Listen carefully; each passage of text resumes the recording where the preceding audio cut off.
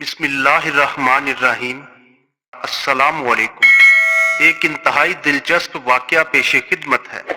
किस बादशाह बहुत सखी था और इंसाफ को कायम करने वाला था, जिसकी वजह से पूरा मुल्क खुशहाल था।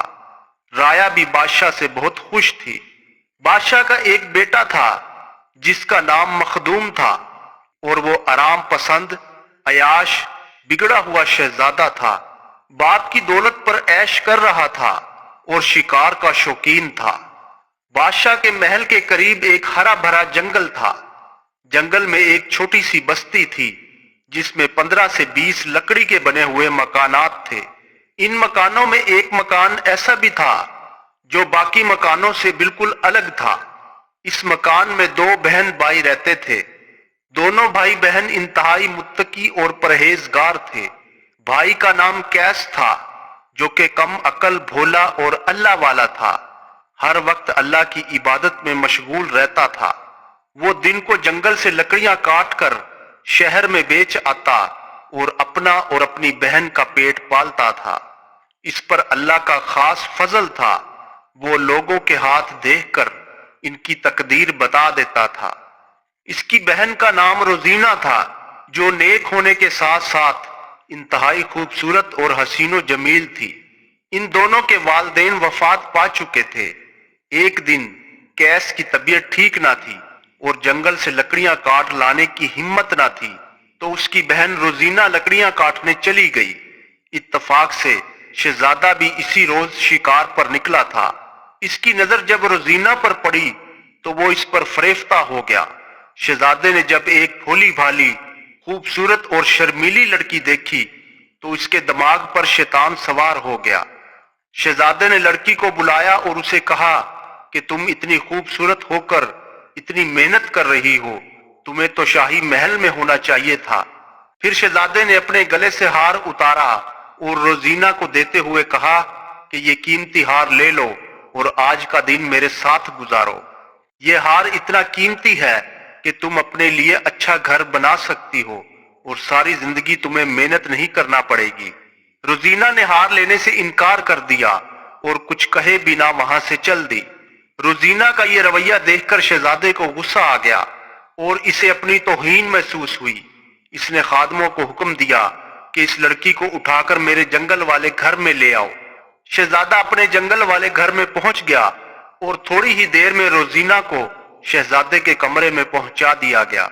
शहजादे ने 3 दिन तक रोजीना को अपने पास रखा और उससे बदफेली करता रहा।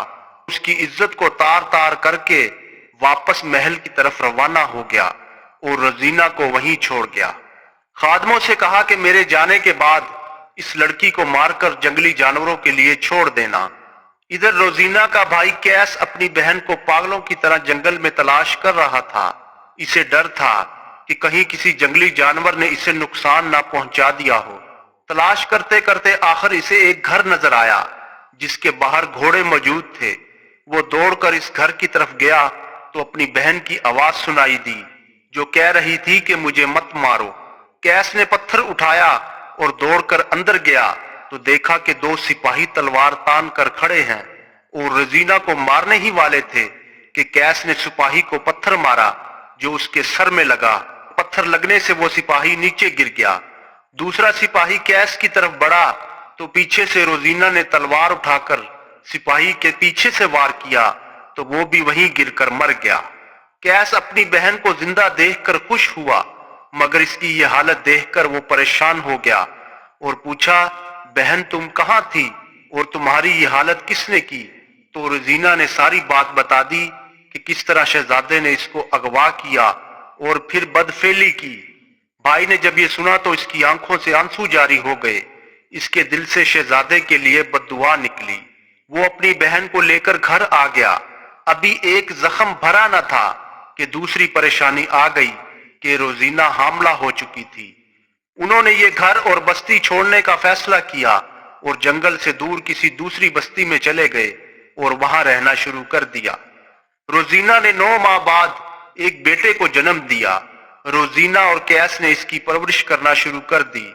इधर बादशाह का इंतकाल हो चुका था और अब इसकी जगह इसका बेटा शहजादा मखदूम بادشاہ مخدوم بن چکا تھا۔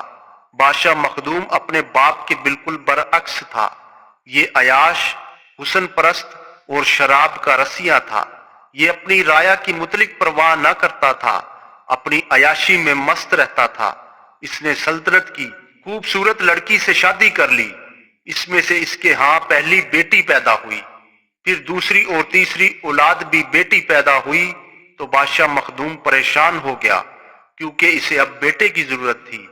اسے اپنا وارث چاہیے تھا، مگر چوتھی اور پانچویں بار بھی اس کے ہاں بیٹی پیدا ہوئی تو بادشاہ مخدوم نے دوسری شادی کر لی۔ پھر دوسری بیوی سے بھی اسے 3 بیٹیاں پیدا ہوئی۔ بادشاہ مخدوم نے تیسری شادی کر لی، تیسری بیوی سے بھی 3 بیٹیاں پیدا ہوئی۔ بادشاہ مخدوم فکر مند رہنے لگا۔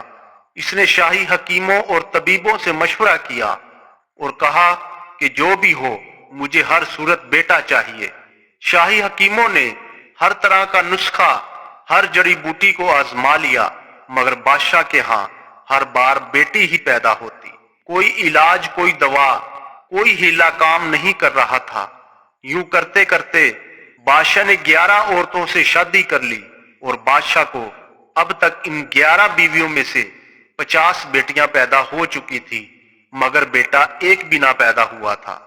سلطنت کے حالات دن بدن بگڑتے جا رہے تھے۔ رایا کی زندگی دن بدن تنزلی کا شکار ہوتی جا رہی تھی۔ سلطنت کی دولت طاقتور لوگوں کے ہاتھوں میں آ گئی تھی۔ غریب بھوکے مر رہے تھے اور دیگر ملکوں کے ساتھ تعلقات بھی خراب ہوتے جا رہے تھے۔ سلطنت کی فوج بھی بادشاہ کی طرح آرام پسند ہو چکی تھی، مگر بادشاہ مخدوم کو اس کی پرواہ نہ تھی۔ اسے تو بس یہ پریشانی تھی کہ میرے ہاں بیٹا پیدا کیوں نہیں ہو رہا۔ مخدوم کو بادشاہ بنے 25 سال کا عرصہ گزر چکا تھا۔ وہ فکر و غم اور مسلسل شراب نوشی سے بوڑھا ہو چکا تھا۔ اس کی اولاد پیدا کرنے کی طاقت ختم ہوتی جا رہی تھی۔ ادھر روزینہ کے دل میں بدلے کی آگ بھڑک رہی تھی۔ وہ اپنے ساتھ ہونے والی زیادتی کا بدلہ لینا چاہتی تھی۔ اس نے اپنے بیٹے کی دل و جان سے پرورش کی۔ روزینہ کا بیٹا بڑا ہو کر نیک، متقی اور ماں کا بڑا فرما بردار بیٹا بن گیا۔ جنگل میں زندگی گزارنے کی وجہ سے وہ ایک طاقتور نوجوان بن گیا تھا۔ اس کا نام ارباز تھا۔ روزینہ نے اپنے بیٹے ارباز کو سلطنت کی فوج میں بھرتی کروانے کا فیصلہ کیا۔ ارباز شہر چلا گیا اور فوج کے سربراہ کو اپنی آمد کی وجہ بتائی۔ سربراہ نے اس کا امتحان لینے کا فیصلہ کیا اور اسے آزمائش میں ڈالا، جس میں وہ کھرا اترا اور سب کو اپنی بہادری اور چستی سے حیران کر دیا۔ سربراہ نے اسے فوج میں شامل کر لیا اور اس کی جنگی تربیت شروع کر دی۔ عام سپاہیوں کی نسبت اس نے بہت جلد جنگی مہارتوں میں اپنا لوہا منوا لیا اور فوج کے اعلیٰ سپاہیوں میں شامل ہو گیا۔ فوج میں ارباز جیسا بہادر، نڈر اور ماہر تلوار باز کوئی نہ تھا۔ ارباز اتنا بہادر سپاہی تھا کہ 10-10 لوگوں پر بھاری پڑتا تھا۔ اس نے جلد ہی جان لیا تھا کہ فوج 2 دھڑوں میں بٹی ہوئی ہے۔ ایک دھڑا بادشاہ اور سلطنت کا مخالف تھا اور دوسرا حامی تھا۔ ارباز نے اپنی ماں کے حکم پر مخالف فوج کا ساتھ دینے کا ارادہ کیا اور جلد از جلد اپنے منصوبے کو پایہ تکمیل تک پہنچانے کے لیے اس پر کام شروع کر دیا۔ بادشاہ مخدوم کو ارباز کی بہادری کی خبر ملی تو اس نے اسے اپنے دربار میں طلب کیا اور اس کی بہادری اور مہارت کو سراہتے ہوئے اسے فوج کا سربراہ بنا دیا۔ ارباز نے بادشاہ کے چہرے سے اندازہ لگا لیا کہ بادشاہ بہت پریشان ہے۔ اس نے بادشاہ سے پریشانی کی وجہ پوچھی تو اس نے بتایا کہ وہ 11 عورتوں سے شادی کر چکا ہے اور 50 بیٹیاں پیدا کر چکا ہے، مگر اس کے ہاں ابھی تک بیٹا پیدا نہیں ہوا۔ تو ارباز نے بادشاہ کو بتایا کہ میں ایک ایسے بزرگ کو جانتا ہوں جو ہاتھ دیکھ کر تقدیر بتا دیتا ہے۔ بادشاہ نے کہا، اس بزرگ کو میرے روبرو پیش کرو۔ سپاہی بزرگ کے پاس گئے تو بزرگ نے بادشاہ کے پاس جانے سے انکار کر دیا اور کہا کہ جس کو ضرورت ہے وہ خود میرے پاس آئے۔ یہ سن کر سپاہیوں نے بزرگ کو زبردستی ساتھ لے جانا چاہا تو بزرگ نے تالی بجائی، جس پر سپاہی دور جا گرے اور ڈر کر واپس بادشاہ کے پاس آ گئے اور اس واقعہ کے بارے میں بتایا تو بادشاہ نے سوچا کہ جو بزرگ تالی سے سپاہیوں کو پچھاڑ سکتا ہے وہ ضرور کوئی پہنچی ہوئی ہستی ہے، लिहाजा बादशाह को उम्मीद की किरण नजर आई और वो फौरन बुजुर्ग कैस की खिदमत में हाजिर हो गया और अपना मसला बयान किया। तो बुजुर्ग कैस ने बादशाह को देखा तो इसे वो वक्त याद आ गया जब इसकी बहन के साथ इस बादशाह ने ज्यादती की थी।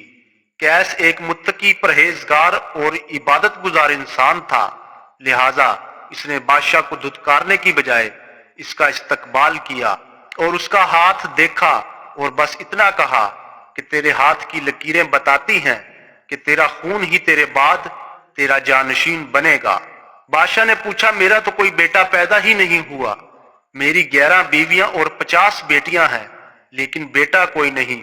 तो कैस बुजुर्ग ने कहा कि मैं तुम्हारी तमाम बीवियों के हाथ देखना चाहता हूं। बादशाह ने अपनी तमाम बीवियों को बुलाया। बुजुर्ग ने सबके हाथों की लकीरें देखी, मगर आने वाले वक्त में किसी से बेटे की उम्मीद नजर ना आई। तो बुजुर्ग ने दिल में सोचा कि मैंने 25 साल पहले जो बादशाह को बद्दुआ दी थी वो इसे लग चुकी है और मेरा भांजा अरबाज ही बादशाह की वाहिद नरीना औलाद है जिसका बादशाह को इल्म ही नहीं है और वही बादशाह का जानशीन बनेगा। बुजुर्ग कैस ने बादशाह से कहा कि एक औरत है जिससे तुम शादी करो तो वो तुम्हें बेटा देगी, मगर इसके हक महर की एक शर्त है, वो तुम पूरी कर दोगे तो तब ही तुमसे शादी करेगी। बादशाह बुजुर्ग की बात सुनकर खुश हो गया और कहा कि मुझे जल्द अज जल्द इस औरत का पता बताओ, मैं आज ही इसकी शर्त पूरी करके इससे शादी करूंगा। बुजुर्ग ने कहा कि अंदर कमरे में चले जाओ। बादशाह कमरे में गया तो अंदर रोजीना खड़ी थी जिसका मुंह दूसरी तरफ था। बादशाह ने कहा कि तुम अपनी शर्त बताओ। तो रोजीना ने कहा कि मेरा हक महर तुम्हारी पूरी सल्तनत है, मुझे अपनी सल्तनत दे दो, मैं तुमसे शादी कर लूंगी। बादशाह ने कहा कि मैं तुम्हें आधी सल्तनत देने को तैयार हूं, मगर रोजीना पूरी सल्तनत के बिना ना मानी और कहा कि पूरी सल्तनत देने में ही तुम्हारी खैर और भलाई है। बादशाह ने बहुत मिन्नतें की, मगर रोजीना के दिल में आग लगी थी, वो किसी सूरत ना मानी। बादशाह मायूस होकर वापस आ गया। उधर अरबाज बगावत करने को तैयार था। माँ का हुक्म मिलते ही इसने बगावत कर दी और मुख्तसर सी जंग के बाद इसने महल पर हमला कर दिया। इसकी तलवार बादशाह मखदूम की गर्दन तक पहुंच गई। इतनी देर में रोजीना आ गई और उसे बताया कि मैं वही औरत हूँ जिसने हक महर में पूरी सल्तनत मांगी थी और कहा था कि इसी में तुम्हारी खैर है, लेकिन तुम ना माने और अब मौत के बिल्कुल करीब हो, और जिसकी तलवार तेरी गर्दन पर तनी है ये मेरा बेटा है, और मैंने बदले की आग में अपने बेटे को इस काबिल बनाया कि वो आज तेरा तख्त तुझसे छीन कर खुद इस पर बादशाह बनेगा। क्या तूने मुझे नहीं पहचाना? बादशाह ने कहा, मैंने नहीं पहचाना। फिर रोजीना ने कहा कि मैं वही लड़की हूँ जिसे तुमने 3 दिन जंगल में बेआबरू किया था।